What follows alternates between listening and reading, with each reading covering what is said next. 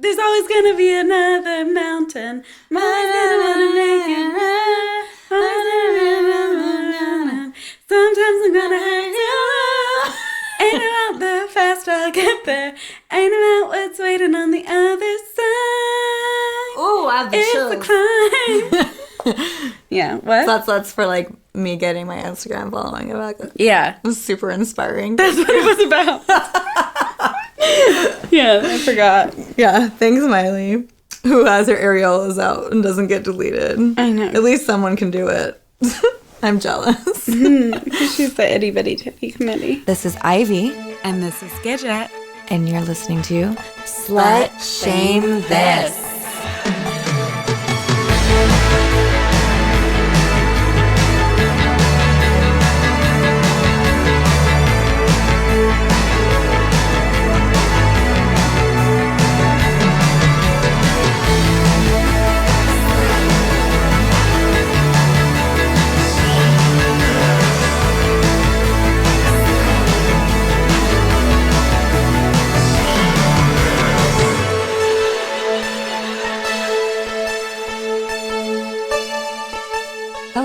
Hi. Hey. How are you? How have you been this week? It's been a week. I feel like the same. Yeah, it's been a week, but I mean, I'm happy to be here with you and likewise have been enjoying, the news again for once, which is Tell me about exciting. What you've been enjoying. The impeachment inquiry. Yeah. I've been wet all week with that. Juicy impeachment. Yeah, me and Rachel Maddow just scissoring the shit out of this. I love it. Yeah, tell me more because you know more. What's going on? I mean, I feel You're like just we smarter about it. We don't need to get into politics. It's so rot, but it's true. But it's not very horny. But it's good. But the word peach is part of impeachment, and that is sexy. Exactly. I mean, the peach emoji is for butts. Yeah, and call me by your name. And all things delicious. I also heard that there's a movie coming out that has like a heavy peach plot line. I love a good heavy peach plot line. So whoever reps Peaches, like their agent, working overtime. Oh man, those people over in Georgia are they're on the phones, they're making the calls, they're making the moves, they have their people, their peachels, call your people. So yeah. Peaches are having their moment. They are. Thank They're God. also really good. My cat feels like a peach. Oh yeah, because he's like skinless but has the fuzzies. He's got the skin. He's hairless. I'm tired. Her gorgeous zombie skinless cat. I sure hope. Last time I saw him, he had full skin. Oh, full skin. Full skin. Great. Yeah, it's like Resident Evil. Is that what it is? And like one of the first or second movies where the dogs are all like skinless and terrifying, zombie dogs. I hate that. That makes my stomach. I don't like seeing that. I don't like those like pictures, those things in the doctor's office that show like the skeleton, the muscular system. You don't like that? No, I don't like to see it. Yeah. I like skin. Yeah, skin's good. Yeah. But, I was, Halloween's approaching. I don't know, maybe we got a zombie cat. I don't know. Elvis has skin. Yeah, with skin, you'll win, right? Has there been anything that's helped you get through the week aside from the impeachment stories? Again, television. Anything good? Anything I should watch? Succession. Okay, I need to get on it. It's the best thing that's ever happened to me in my life. All right. I love it so much. Okay. I'm obsessed. And I tried to watch the first episode a couple times, and I wouldn't pay attention. Mm-hmm. But then once I finally did, I'm so happy I did. And I feel like a lot of people feel that way, and it's so good. Right. It's so fucking good. What's the Culkin? Kieran Culkin. Kieran Culkin. Yeah. I love his look. Yeah. I feel like he looks like he could play a really good piece of shit. He's the best piece of shit on it. And he has this really weird relationship. You just have to watch it. It's Maybe so I'll binge it tonight after this. Yeah, it's amazing. I'm not doing It's really good. anything after this. And then I also saw Judy, which was amazing. What's Judy? Renee Zellweger's in it, and it's about like the final year of Judy Garland's life. It's a film. It's a film. Okay. In theaters? Yeah. Okay. It's amazing. Okay, I haven't heard of it. So good. I would love to watch I'm that. happy Renee is making her comeback. She's having a little moment again. She is. Amazing. I love her. I've always loved her. Same. Bridget Jones. I was just going to say, I saw something about Bridget Jones recently, and I really want to rewatch it. I don't know if our listeners are too young to know it, but Bridget Jones came out, what, like early 2000s? Early 2000s, late 90s? But there's been 3. Yeah, but the first one's my fave. The last one was really good, though. Bridget Jones's Baby. Oh, I think I did a hard pass on that. No, one. you should watch it. Me and my mom loved that movie. We saw it twice in theaters. Oh. It's been gloomy in LA the past couple days, and I've put on my typo negative and my Bauhaus, and I'm like ready for the spookiness to You're start. ready. And so I've been trying to find some good stuff to watch that will get me in the Halloween spirit. So I tried the new American Horror Story. Oh, 1984. 1984. I watched the first episode. It was like, it's not like, I'm not completely obsessed with the content of it, but the aesthetic I love. I was kind of confused because I thought it was going to be about the book. 1984. Oh, really? And then it's just like about the year. Yeah. It's So I kept waiting. Oh, that's for so it to get, funny. like, Orwellian. No, it's just like a classic, like, 80s camper slasher. The opening credits, though, are awesome. They were cool. Yeah. I think that was the last time I paid attention. Yeah, exactly. It's like, And then I got high and got on Twitter. Yeah, I want it to be better than it is. And then I also watched A Quiet Place. A Quiet Place. John Krasinski, Jim. Yeah, that's why I watched it, because I loved wife. him. Yeah. It was all right, yeah. It wasn't terrible. I saw it in the theaters, and I can't imagine seeing it at home. Yeah, at home, it's a little easy to want to get on your phone and look at Twitter. Totally. Yeah. The ADD generation. So I'm actually really excited about today's topic. Mm-hmm. Yeah. So what are we talking about? We're going to talk about a law that got passed, what, like a year ago? Yeah. April 2018. And I don't know a ton about the details about this law, but it's called SESTA-FOSTA. I believe that's an acronym for something. Yes, it is. Well, I think we should first say like why it's important and how it affects you, and then we can get into like Right, so more we the can- specifics about the law, so Right. people don't immediately just turn this off. Well, a lot of people have been asking why my Instagram keeps getting deleted. And I am not alone here. I've noticed that most sex workers that I know have been deleted at least once or twice. And I'm also noticing a lot of bans on hashtags that are related to any kind of woman being sexy. And that's all kind of happened since the SESTA-FOSTA law passed. And from what I know, which isn't very much, is that there's a lot of laws now against like selling sex online and all this stuff. And so no websites want to be like liable for this kind of stuff happening on their site. So if they're even like mildly concerned that you might be, you know, using their platform to sell actual like illegal sex, not like legal porn or whatever, then they can just delete you.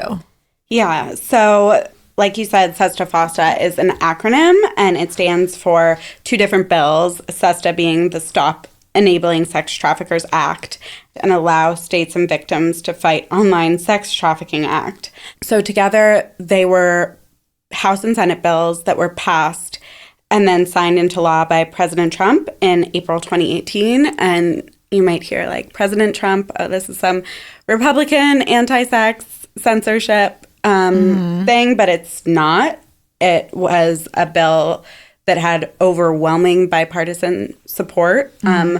only 2 senators voted against it. Wow. Which is crazy. So Democrats also voted for it. Yes. I think the 2 who didn't were like Rand Paul and someone else. FYI, the 2 senators who voted against the bill were Senator Ron Wyden, a Democrat from Oregon, and Senator Rand Paul, a Republican from Kentucky. But yeah, more like libertarians who are like, no regulation type things. And celebrities were supporting it. Like Amy Schumer was posting about it, all these people, because you hear stop. You think they were misguided? Yeah, that's what I was going to say. I think that a lot of people were misguided by this law because it's kind of veiled as an anti-sex trafficking. And then when you think of sex trafficking, you think of like children being sold into sex slavery. Totally. And of course you're like, yeah, fuck that. Yeah, you hear the name and you're like, oh, no, yeah, let's stop that. Like, I support it. But the problem with the bill was that it conflated human trafficking with consensual sex work, and it didn't really distinguish between the two. Right. So it's actually had a lot more negative effects than positive ones. So there has been a longstanding rule that's like guided the internet and allowed it to be as great as it is. And that's called the Safe Harbor Rule, which allows websites to host user-generated content without being liable for that content. So that basically means like you can go on Tumblr and you can post like a pornographic GIF or something, and like Tumblr is not responsible for that. Or you can go on Facebook and write, I'm going to fucking kill someone. And Facebook isn't responsible if you go out and do it for being, you know, a party to that conspiracy to commit murder or like facilitating it. Right. So that's one of the ways that the internet has been able to thrive so much because like internet neutrality, right? Is it like part of that, or is that totally different? It's kind of different. Okay. I mean, it's totally different, but it's the same idea of like letting the internet be this kind of free space. And now it's heavily controlled. Yeah, but actually, so there is this safe harbor rule, and that still exists, with one exception. Sex. For sex. I mean, not for violence, not for all these other things. It's astonishing, because I feel like I will see Instagram accounts that are like fueling hate, racism, posting drug use, and then it's like, but my maybe slight areola like slip of like a lacy bra is like, nope, delete her whole account. Yeah. But leave up the people posting gun violence and, you know, so harassment. All the bullying accounts are still up. Racism and all that, you know. That's all fine. But so the Nazis, all right. But an areola, nope. Yeah, so the new law creates an exception to this longstanding safe harbor rule, which says that websites can be held legally responsible if users are posting ads for prostitution on them. And the bill was intended to curb sex trafficking, and thought by targeting these ads or not allowing these ads or holding websites liable that it would reduce sex trafficking. So before this was even passed, Backpage went down, and then... really quick. Can we just like define sex trafficking just in case anyone doesn't know exactly what it is? Human trafficking is forcing someone to engage in labor through like force, fraud, or coercion. And that's human trafficking. Right. So then under human trafficking, there's sex trafficking and then labor trafficking. So it's basically forcing someone into sex for money that doesn't want to or doesn't really have a say. Yeah, like so... I worked this summer in a firm that was for sex trafficking victims or survivors of human trafficking. And like the questions you ask are, have you ever been forced to engage in sex for money and not been able to take any of the money? You know, have you ever like been drugged or whatever, you know, or promised other types of work or said that you had to pay back some sort of debt or whatever. So, and you having worked with sex trafficking survivors, you're still not about this SESTA-FOSTA law because it really is kind of bullshit. Yeah, it's a total bullshit law. And it's not really helping anybody. Yeah, because of its failure to distinguish between human trafficking and consensual sex work. So it's had two actual negative effects for both of those communities, for human trafficking and for sex workers. So even though it was trying to stop human trafficking by cutting down on the availability of advertising, it's actually had really negative effects both for human trafficking, fighting human trafficking, and for consensual sex work. Okay, do you want to tell us the negative effects it's had on human trafficking? Yeah, so, well, first of all, it hasn't reduced the number of, victims of human trafficking. In fact, it's actually increased Wow. the amount How of does that trafficking. happen? That's because without the ability to advertise on websites and without resources that consensual sex workers had through the internet, a lot of people stopped doing consensual sex work, thus driving up the demand for people willing who can supply. I know plenty of people who have done escorting and stuff. There was a lot of amazing resources to keep people safe doing it. You could check someone before you went and met them, and there was like these websites where you could blacklist people, and like those sites aren't really available anymore. So now I think that like the people that are consensual sex workers, there's no like safe place to screen anymore, and people don't want to lose that income, and so they're just kind of forced to just meet people that they don't even know, which is very dangerous. Well, exactly. So it's made some sex workers decide, I don't want to do it anymore. I'm going to find another type of work. So it's decreased the amount of consensual sex workers and thus increased the amount of actual like the demand for there's been an increase in child sex trafficking. That's horrible. That's what the research shows. But it also at the same time has made consensual sex work a lot more dangerous because there were these resources like bad client lists where people could share either clients who were violent or who didn't pay, and like, just a community of like giving heads up to people or, letting people know where you were or, just being safe. And also through the internet, a lot of people had the ability to run their own business and be in charge of who they took as their clients and screen them. And now without being able to do that online, it's put a lot of sex workers back working on the streets, back working in hotels and motels, and back working with pimps, which has... It's all just an increased risk factor. Exactly. And taken a lot of like sex workers' autonomy away. And put them more into the hands of either pimps or giving clients more power. Right, because they don't have the power to screen. And again, like, just want to reiterate, there's absolutely nothing wrong with making the choice to, find your clients on the street. It's just a more high-risk way of being a sex worker. And it's unfortunate for people that really valued being able to be more discreet, and the people that really wanted to screen first, that they don't really have that option anymore. Exactly. And people who were once working more online and now are working on the street and aren't aware, like, don't have that experience or historical knowledge of how to protect themselves on the street and can't talk to other workers online about it. And the other thing is that even though it was passed intending to lead to more prosecutions for human trafficking and reduce it, it's actually reduced the number of human trafficking prosecutions because cops would use Backpage to set up stings. Oh, yeah. That was how they did it. And now they're like, what do we do? They literally just have to wait for a call to come in and someone to say... This feels like so... It's so backwards. It's so backwards. Like, we've regressed very much on this. And we're spending millions of taxpayer dollars on this shit, and it's not helping anyone. It's only hurting people.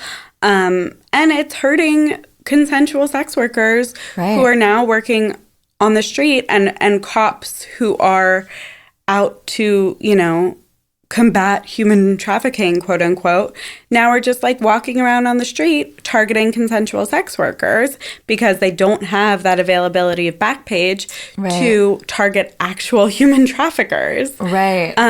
Let alone be able to set up those stings and help actual victims.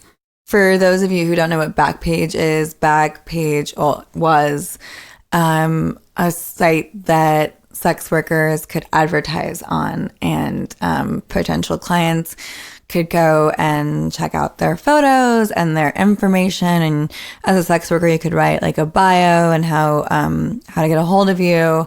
And it was basically just a way for sex workers to advertise and then a way to get in touch with new clients. And then from there was other sites you could use to vet or verify potential clients. And Backpage was shut down in 2018. But that was even before SESTA-FOSTA passed because the CEO pled guilty to charges of money laundering and facilitating prostitution. And as part of his deal, he shut down the site. And then when SESTA-FOSTA passed, then that came like Craigslist personals and Reddit escorts and then all those other sites. It's also probably more dangerous for the clients too, I'm assuming. Yeah, there was like these kind of safer websites where you kind of like knew that like the people advertising on them had to be screened themselves first. And so there was also like this kind of sense of feeling safe when like meeting someone new as a client because these websites were up and available and the providers had been vetted.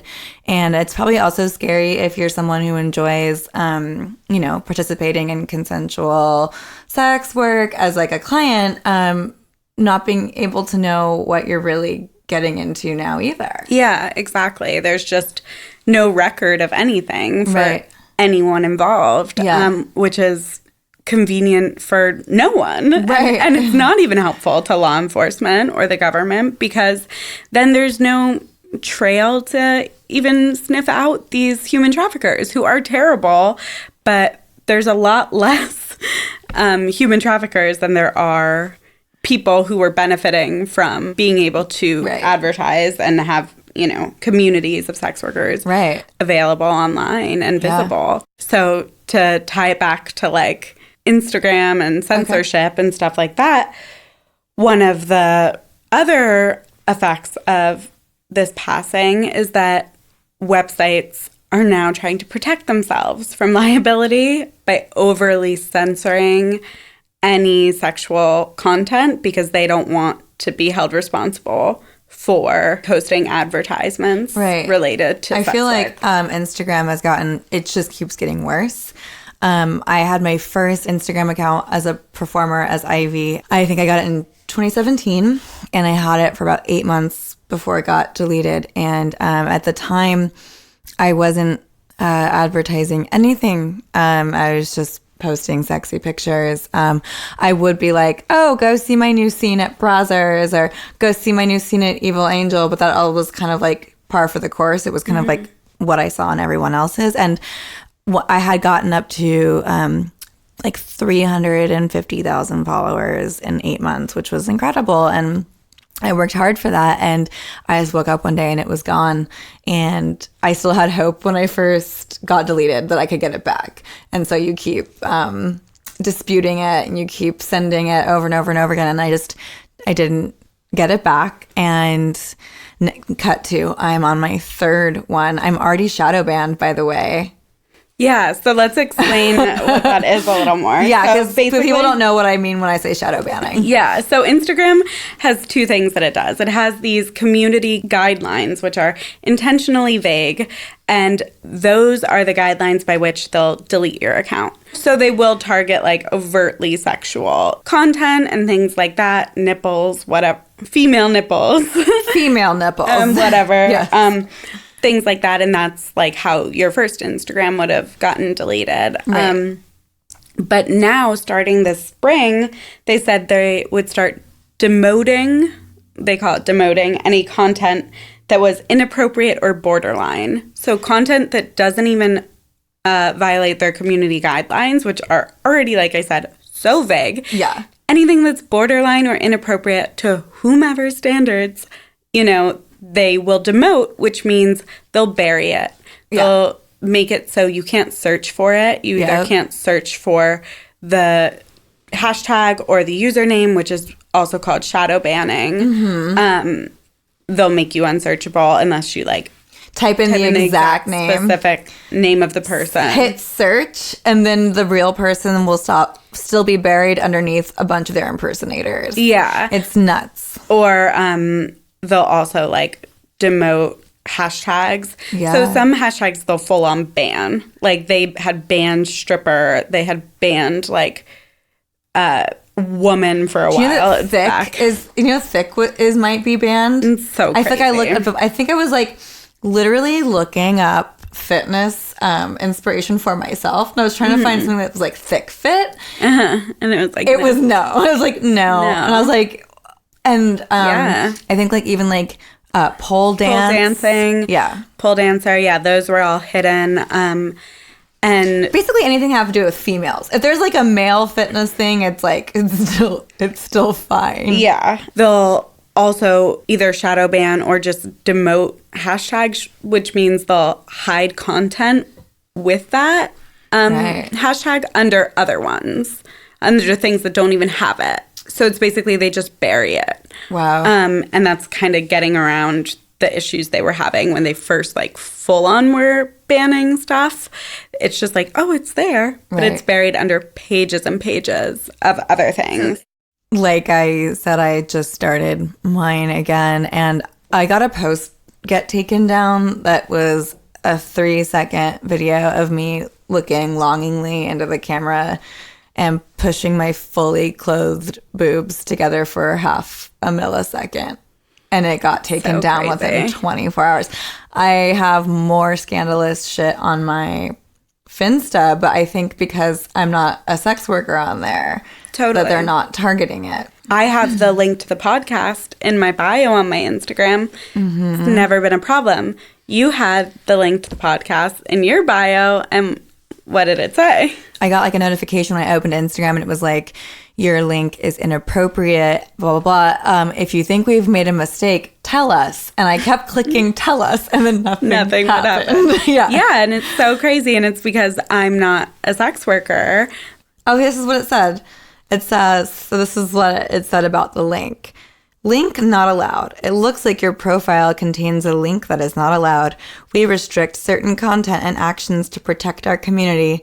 Tell us if you think we made a mistake. And then you try to click tell us, and nothing happens. Oh my God, crazy. Yeah, because I'm over here. And it's to this podcast. We're not selling sex on this dang thing. Meanwhile, I'm over pushing my boobs together on my Instagram and linking the hell out of the podcast, and it's no problem. It's crazy. It's so crazy. And like to bring it back to what we were talking about 2 weeks ago with Hustlers, they were doing this whole ad campaign on Instagram, not only showing the ad for the movie, which shows pole dancing on Instagram, but they were also having influencers learn how to pole dance, like learn how to be a stripper.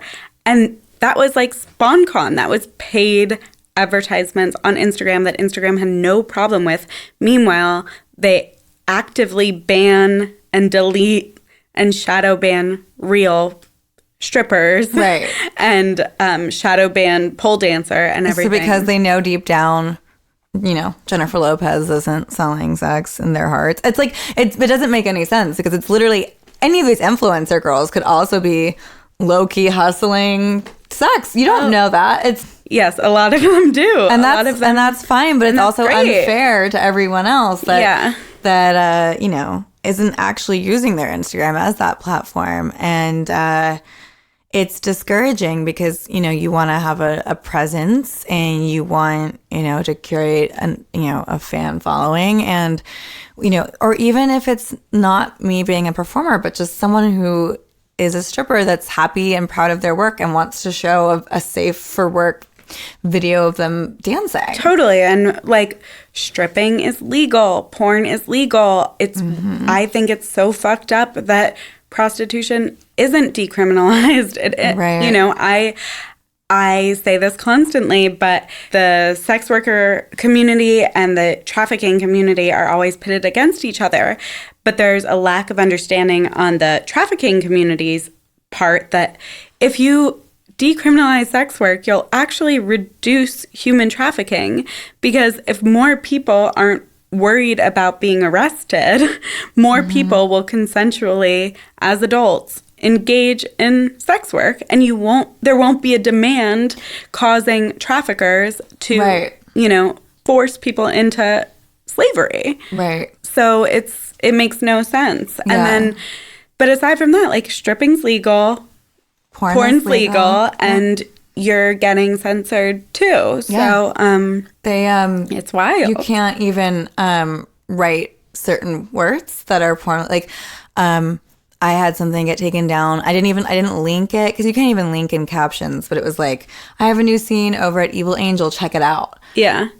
It got deleted. Also, I posted something that was fully covered, but it had the Brazzers logo. Mm-hmm. And again, you don't know these things until your shit gets deleted, and then because it's all these vague terms of service, but it's like, totally. I was like, I posted on Twitter, I was like, why did this get deleted? And everyone's replying like, it's from the logo. And I'm like, oh my God, like, there's a new stipulation every day. It's like they're setting us up for failure. They want us all off their little platform, so they don't have to worry about it. I even last week when I was posting an Instagram on the Slut Shame This page, like, to promote the oral sex, I was trying to figure out how to write the caption. Yeah, so you can't write eating pussy. Because I was like, eating pussy, going down, you know, cunnilingus. I was like, gotta use emojis. But they're probably going to start banning emojis, too. I know. They're going to ban the peach emoji. And the eggplant. And the kitty cat. Yeah, and the little one with the 3 little droplets of water. Love that one. I love it. My favorite new one is the skeptical one. The one where he's holding his chin and he's a little, Yeah, I use him. I like him. Yeah. Also the squiggly mouth guy. Oh, yeah. Yeah, I like I just him. made it. I tried to make it. So is there anything else we need to know about this? And is there anything we can do? I mean... Help. I feel helpless. You can always call your representatives. You're trying not to laugh when you're saying this, because you do you feel very hopeless about this? Well, I don't feel hopeless. I think you can vote. Right. So that's essentially it. You can vote, and you can talk about it, and you can teach people, because a lot of these bills have really tricky names. There's a bill right now that's like the Stop Pyramid Scheme bill, but it's actually paid for by all these like MLMs, like multi-level marketing, because they want to like define pyramid scheme so narrowly that whatever they're doing isn't it. So you see that it's like, oh, to stop pyramid schemes. You're like, great, you know, and representatives are busy, like, that's not an excuse. You've chosen to do this job, but but yeah, like, so you see the title, you're like, okay, cool, I'll stop pyramid schemes. I'd love to stop sex trafficking. Cool. Right. Help victims. Yeah. Absolutely. Yeah. So just make noise, talk about it. Right. And I think when a bill seems too good to be true, like, oh, I'm just gonna stop human trafficking with this bill, I'm like, I think you should maybe like look into it a little bit more. Yeah, do your research and vote, because vote for representatives who you feel, even if they do, you know, vote not exactly how you want every single time on everything, who you feel would listen. Right. When something's brought to their attention. Right. I think that's important. And support sex workers. Like, just support sex workers. Yeah. All types of sex workers. So leading into talking about being an advocate for all types of sex work, we got a review that insinuated that we were shaming certain kinds of sex work. So do you want to read the review? So we got one that said, hypocritical AF, this podcast is literally called Slut Shame This, but they spend part of an episode slut shaming full service sex workers. Yikes. And we just wanted to take a second to address that, because all we want to do is support all types of sex workers. Absolutely. And I guess we think that they're referring to maybe the stripping episode. Yeah, it's definitely has to be in reference to that because I'm going to assume because it came after we released that one. And I did talk about how being a stripper and like a nude place, how it is hard when you don't want to do sex acts in the strip club, and there's other girls that do full sex acts. That wasn't shaming the people that do. I was just talking about a healthy environment at a strip club, and that I don't think it's fair to be performing full-on sex acts if some of the girls don't, because it makes it just an unfair advantage in making money. But that has nothing to do with shaming the act itself. I was just talking about kind of like a fair work environment. I mean, I literally gape my asshole for money, so like I think that's about as full service as it gets. Yeah. We support all types of sex work. Yes. And I didn't mean, if I did sound insensitive in any way, we giggle a lot on the show, but we're not shaming. We're not trying to, at least. Yeah, exactly. And we appreciate any feedback. Like, the positive reviews make us happy, but we also want to know how we can be better.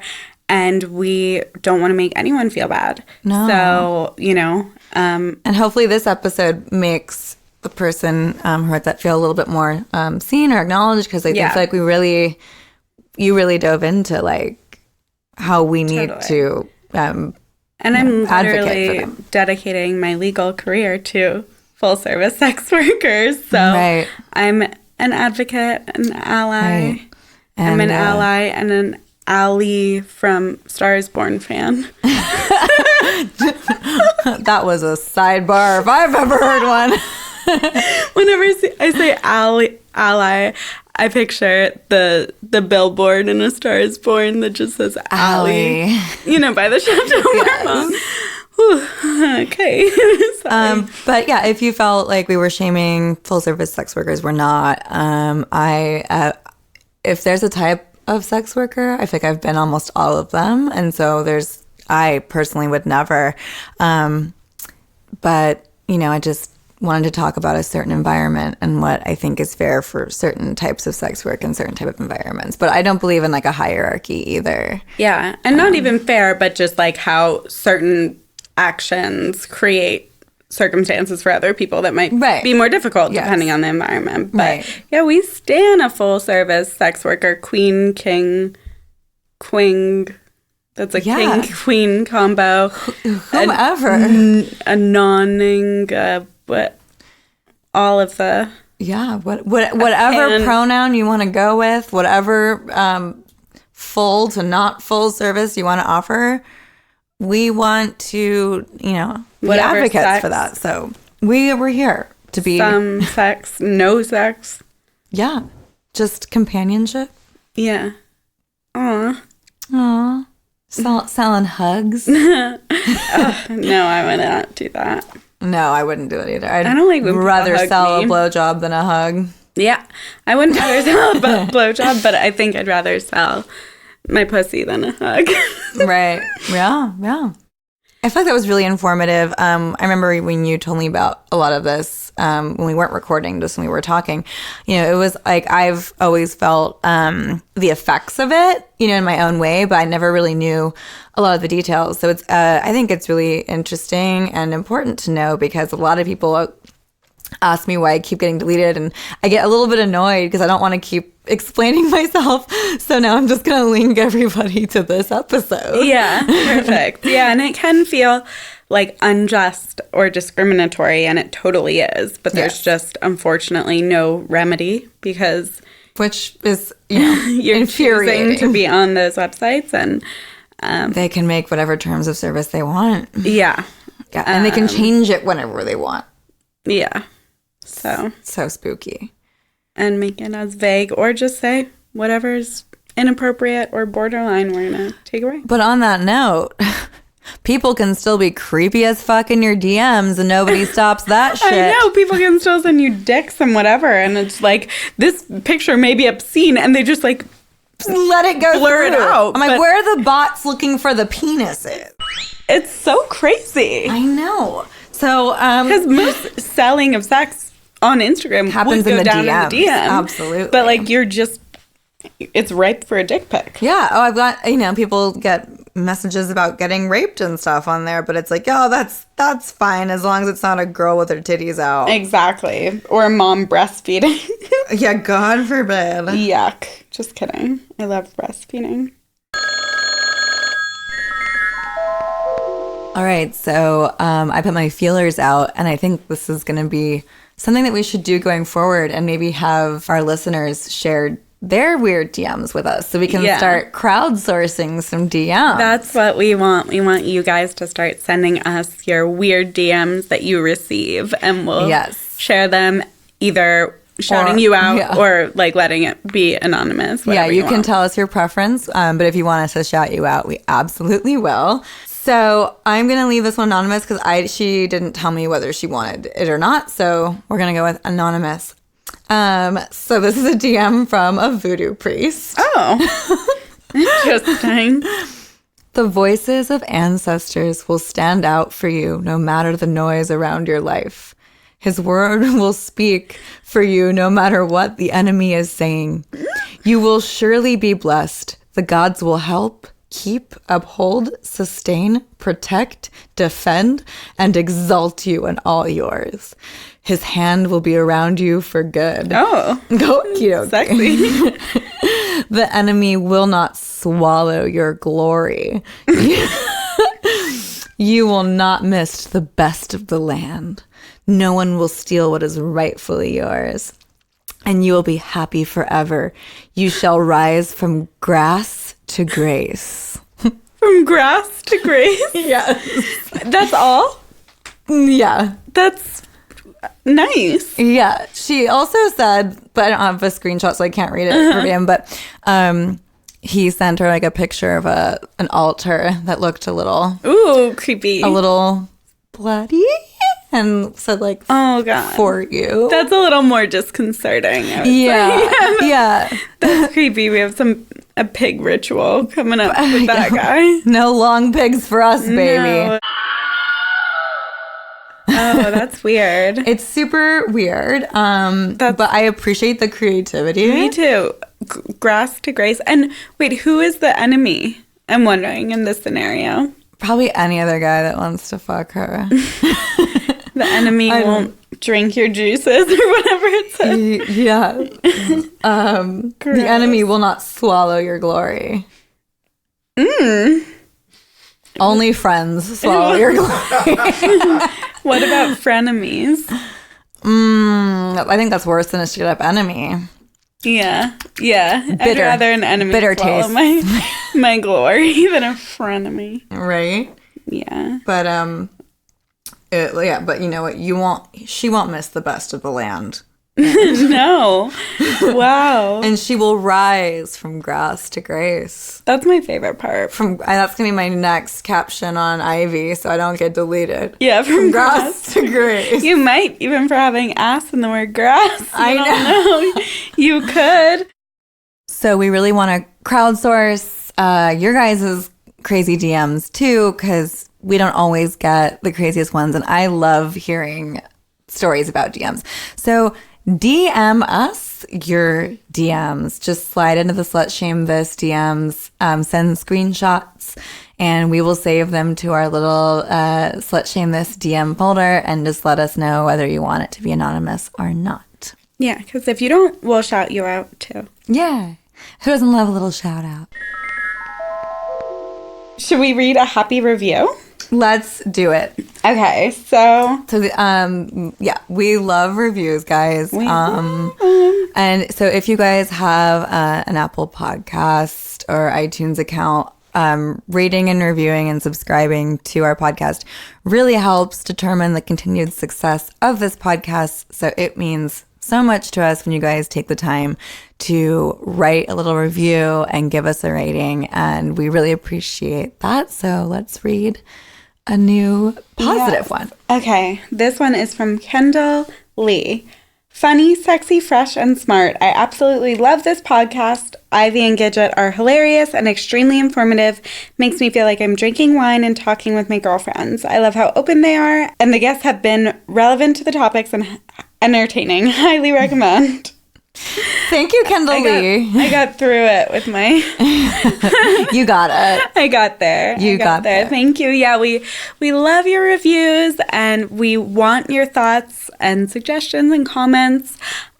So you can leave us a review, also rate and subscribe, and download the podcast. But you can email us if you have comments, concerns, suggestions at slutshamethis@gmail.com. Mm-hmm. You can follow us on Twitter and Instagram at slutshamethis. Mm-hmm. And you can find Miss Ivy LaBelle at... it's Ivy LaBelle. Just ITS Ivy LaBelle. On Instagram. Yeah.